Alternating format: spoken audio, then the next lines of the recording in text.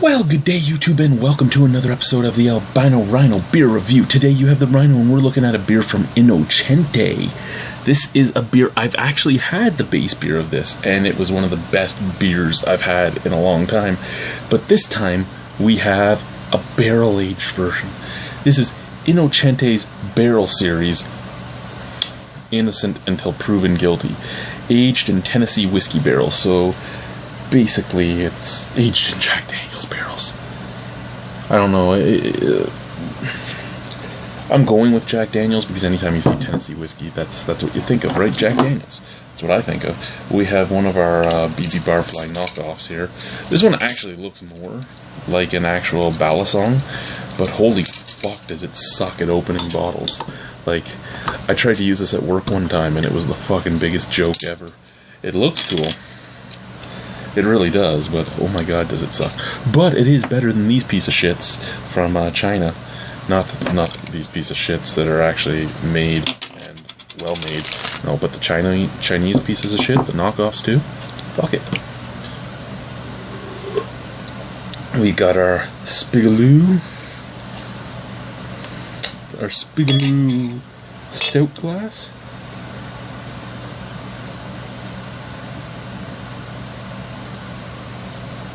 So Until Proven Guilty was an amazing Russian Imperial Stout. Now, to take Until Proven Guilty and throw it in a barrel, this was actually one of those beers that I think would have done amazingly well in a barrel. It actually almost tasted like it was barrel-aged when it was first out. So, here we go. What's our ABV? I forgot to... 11.5. Wow. That is a big beer. Look at that beer. That is blacker than black. The head has like no snap, crackle, pop. That head's going to stick around for a while. Visually, that is super appealing. Black as black can be. Big brown head. Big bubbles. Very little explosions on those bubbles. That is a beer worth glaring at. That's a beer worth looking at. Look at that beer. Look at that beer. That is beautiful. Scent.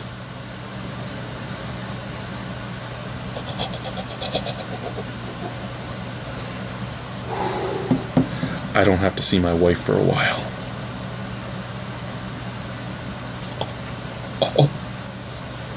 Oh my god. That smells fucking divine.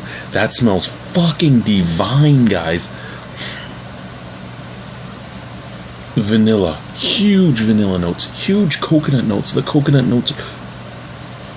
notes mixed with this chocolate note that would make me think of my childhood, because my mother used to make they were just chocolate macaroons, but she called them frogs. Why she called them frogs, I don't fucking know. She called them frogs, but they were chocolate macaroons, just chocolate and coconut, and that chocolate coconut scent in this reminds me of macaroons so bad. Chocolate, coconut, vanilla, a nice roastiness, almost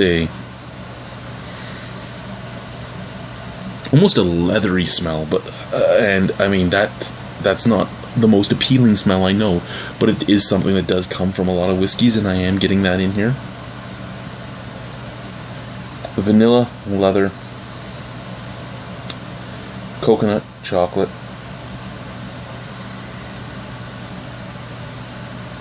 a little bit of roast, and some molasses. That's what I'm smelling. Scent wise, this is fucking spectacular. Let's try it. Cheers. Bang, boom, bang.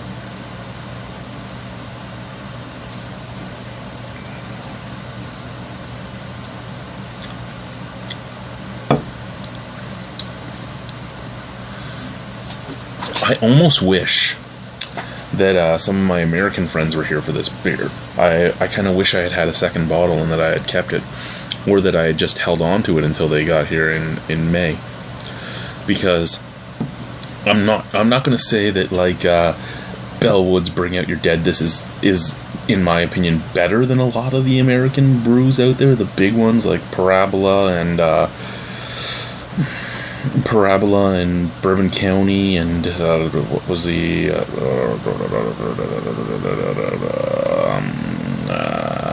breakfast stout and all those.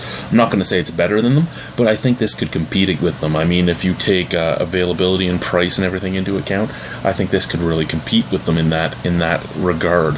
I don't think like Bring Out Your Dead that it is better. I think Bring Out Your Dead is the better of those beers, but I think this is very much in the ballpark with them.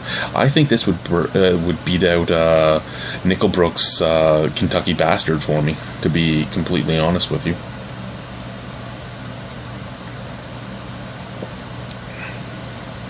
Oh yeah, it is 11.5% alcohol.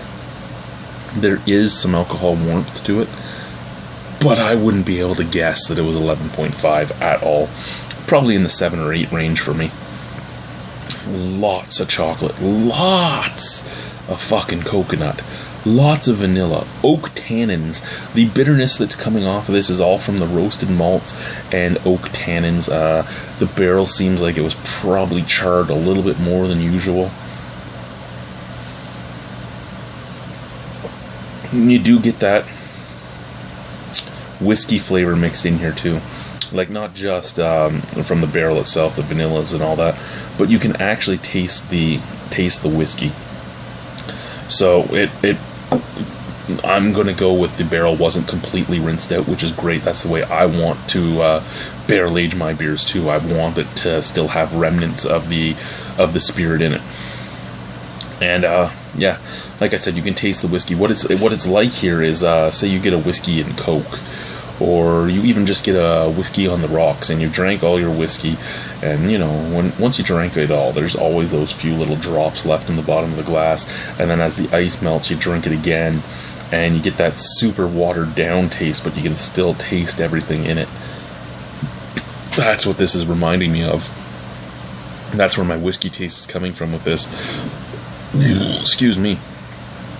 Yeah, it's very watered down. It's not in your face, but you know that this was in a whiskey barrel just by that. You wouldn't even need to see the bottle to know that it was in a whiskey barrel. Heavy mouthfeel, beautiful.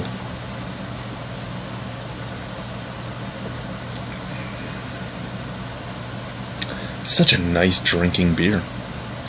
It really is.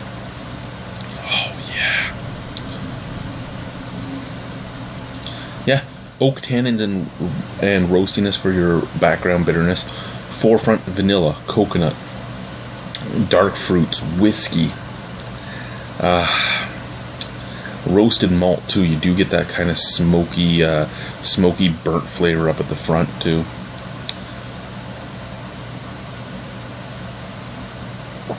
Heavy mouthfeel, creamy, somewhat low carbonation, which I'm perfectly okay with. Yes, alcohol warming.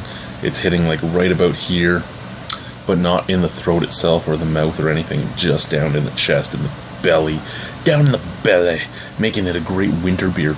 This is an amazing fucking beer. I love this fucking beer.